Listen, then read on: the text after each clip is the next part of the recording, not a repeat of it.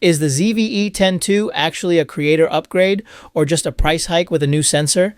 Today I'm pulling quotes and gripes from real owners to answer the questions you're probably Googling. Overheating, stabilization, crop, low light, streaming, and audio hiss. What changed versus the original? All right, let me talk about this Sony EV10 Mark II. So I'm here in Hong Kong and I cannot tell you enough how happy I am with this camera and the fact that it is very versatile. Of course, it's got this limitation, but for the lightweight and the features it has, this camera has been a very, very powerful tool for me for the sake of vlogging, creating some slow-mo, still photography, having 4K capabilities, all these other features that you have, like the Cine version, which is kind of like their color corrected in camera. There's also Cinetone, which is there's S-Log3 on this camera, which you can do more with color grading. This camera has been traveling with me here in Asia, and I've been creating a lot of content with this camera through vlogging and some very cinematic shots. And here are some examples with this camera.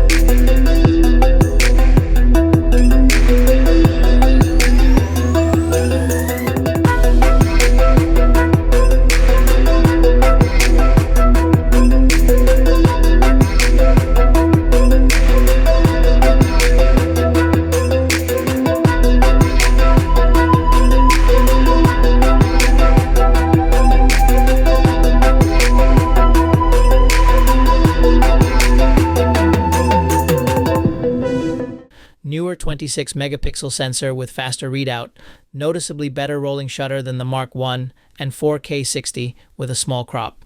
From DP Review 10-bit 422 options, S-Log3, S-Cinetone, LUT import. Active stabilization is digital and adds crop. From Photography Blog, bigger NP-FZ 100 battery versus the old FW50. Owners confirm the change and dummy battery differences. New grip menu refinements. Body still ZV style. No EVF. No mechanical shutter. From YouTube LifeWire, the real questions buyers ask. 1. Does it overheat? Mixed user reports. Some stream record for hours after setting the temp warning to high, flipping the screen out, or using a dummy battery. Others still hit shutdowns as peers live streams. Expect better thermals than Mark I, but not foolproof. Tip. Set auto PWR off temp to high. Avoid sealing every port. Consider external power. Owners cite this as the winning combo. 2. Is 4K 60 cropped? What about rolling shutter? Yes, a modest 1.1 times crop at 4K 60, 4K 24/30 are oversampled with less crop. Real users notice and discuss why it crops versus a 6700 FX30. Rolling shutter is improved over Mark I thanks to faster readout, but not fully gone. From Photography Blog, Reddit DP Review 3. Does it have IBIS? How stable is it? No IBIS. You get lens OSS and active electronic stabilization, which adds extra crop and isn't gimbal level. Creators complain that software stabilization means more crop and motion blur artifacts. Many prefer a gimbal or catalyst post-stab. 4. Low light performance? Better than action cams phones, but owners note it's not a low light monster. Fast lenses help more than anything. Don't expect a 7S style ISO. We are doing night shoot with the ZV-E10 Mark II. As you can see, we're shooting some red cabs here in Hong Kong. So this camera for low light is not the best, as it's not as sensitive. But if you do put a faster lens to this, it should get you fairly decent quality images.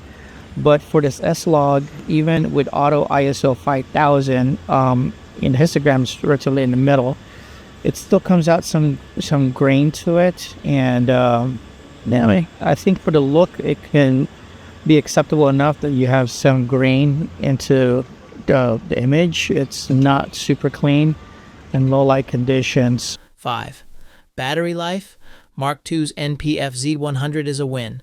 Longer shoots, fewer swaps. For desk work, users still advise a dummy battery/USB power. Mark I users often carried multiple spares. 6. Streaming webcam quirks. USB-C streaming works and can go up to 4K 30 on the Mark II. Some users report stutter, handshake issues, and needing to tweak menu defaults. USB streaming versus select when connect or power cycle. Capture cards, HDMI, can reduce latency. 7. Audio, does it hiss? Recurrent community advice, keep in-camera gain low and boost at the mic recorder to dodge preamp noise. Some users report hiss or low levels with wireless mics if levels aren't set right. 8. Price versus value. Owners like the upgrades but call out the price bump. Some feel it's awkwardly positioned without IBIS. If you can find it used or on sale, value perception improves a lot. Pros and cons from real users. Pros: noticeably better rolling shutter and true 4K 60 versus Mark I. From DPI Review 10-bit profiles, S-Log3, S Cinetone LUTs at this price tier. From Photography Blog, bigger NPF Z100 battery, cleaner power options, better grip, menu refinements, USB-C 4K 30 streaming option for creators when it behaves, inexpensive APS-C lens ecosystem, easy to keep it lightweight for travel, summarized from multiple owner threads, videos from YouTube and Reddit. Cons: no IBIS, active stab equals extra crop and not gimbal smooth. 4K 60 has approximately 1.1 times crop. Some buyers expected none. Overheating reports still surface in long live streams, hot rooms. Streaming quirks, USB mode resets, stutter recognition issues, require menu tweaks or HDMI capture. Audio preamp isn't stellar, poor gain staging equals hiss. Still no EVF or mechanical shutter, not a great stills first body. From LifeWire, who should buy it? Yes, solo YouTubers, vloggers who want 10-bit, Sony AF, and 4K 60 in a light package, and who don't mind stabilizing with lenses, gimbal, and learning live streaming quirks.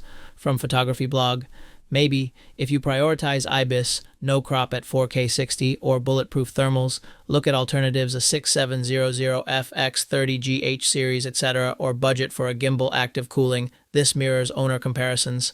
Reddit: overheat headroom, auto power, off temp, high, screen flipped out, consider dummy battery, stabilization, use OSS lenses, keep active only when needed, consider catalyst in post, streaming, USB mode, USB streaming, not select when connect. If stuttery, try HDMI plus capture card. Audio, mic gain hotter at the mic, lower in camera. Monitor levels around negative 12 decibels per second per frequency peak. 4K 60 framing, plan for approximately 1.1 times crop, step back or go wider. From Photography Blog, is 4K 60 uncropped?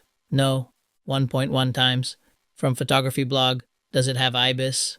No, lens OSS plus active crop. Off the bat, without doing any scripting or anything like that, some of the things I like about this camera is the small profile. This profile of the camera is perfect for handheld, and the fact that you can come across as just a basic tourist. You can sneak some shots in photos and some great videos with this. Also, the fact that it has a zoom. The digital zoom, so-so, but it's good enough that you're trying to get some inserts or anything like that if you're doing some video work. I've been doing a lot of slow-mo with this camera, so it helps that the quality of that slow-mo is pretty good in combination of S-Log3, that gives it a little bit more flavor into the camera. Now, some of the things I don't like about this camera is the noise in low light condition. Buy a lens that is great for low light, that's sharp and fast. Those like an aperture of 1.4 or 2.0, that will give you a lot more room in low light. But with this kit lens that they provided me, bought this camera, it's decent.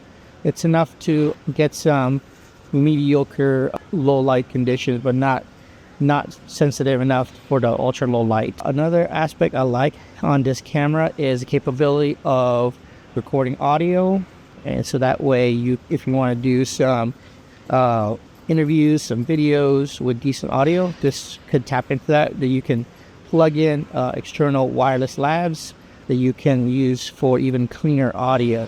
Overall, if I'm just doing run and gun just for passion art and I don't want to bring big camera bodies, this camera has been ideal for me. It's enough for what I'm doing and gets me enough good quality of images. So the fact that it's very comfortable to put around your neck, small enough to put in your pocket, that makes it a big plus.